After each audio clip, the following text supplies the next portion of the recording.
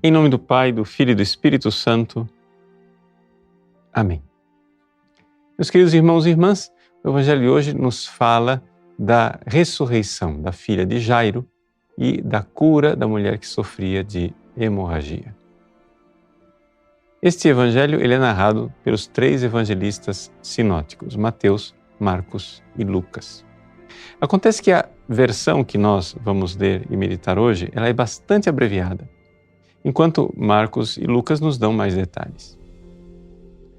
O evangelho mais saboroso, digamos assim, em detalhes deste episódio, é exatamente o evangelho de São Marcos, porque Marcos era secretário de Pedro e Pedro estava presente no evento, nos acontecimentos. A gente tem pequenos detalhes do tipo, quando Jesus recebeu Jairo, a menina não estava morta ainda. Para Mateus, ela já tinha acabado de morrer.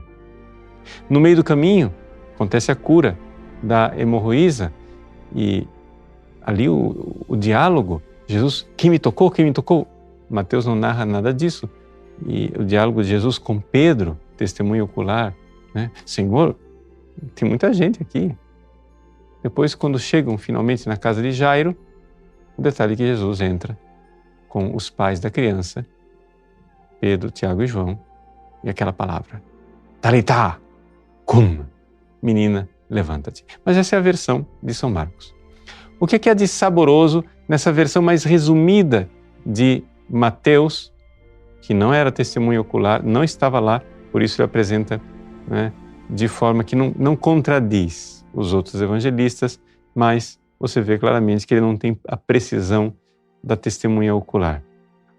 Bom, em primeiríssimo lugar, aqui nós já vemos que a morte está lá desde o início. E a fé deste pai, que vai até Jesus para pedir por aquela criança que já está morta. Isso é uma coisa assim que toca uma fé tão grande assim. Por quê? Porque quem de nós já ousou fazer um pedido a Deus quando a morte já estava concretizada? Mas Mateus nos faz meditar sobre esta fé. Jesus levanta-se e vai com os discípulos. No meio do caminho encontra a mulher com hemorragia há 12 anos. Os outros evangelistas nos recordam que a menina que morreu tinha 12 anos. A mulher da hemorragia tinha 12 anos. E aqui um paralelo entre as duas realidades. Ou seja, também esta mulher de 12 anos sangrando está morta de alguma maneira. E como nós sabemos disso? Bom, a versão abreviada de São Mateus, ela diz assim, se eu conseguir ao menos tocar no manto dele, serei salva. Nossas traduções dizem curada, mas existe ali uma busca de salvação. E Jesus, imediatamente, não há o diálogo, não há aquele momento de tergiversação. Jesus volta-se ao vê-la e diz, coragem, filha, a tua fé te salvou. Então, este resumo e esses detalhes nos levam a pensar aqui, mais do que em curas físicas e em ressurreição física, uma realidade de eternidade. Morte eterna. Primeiro, a fé.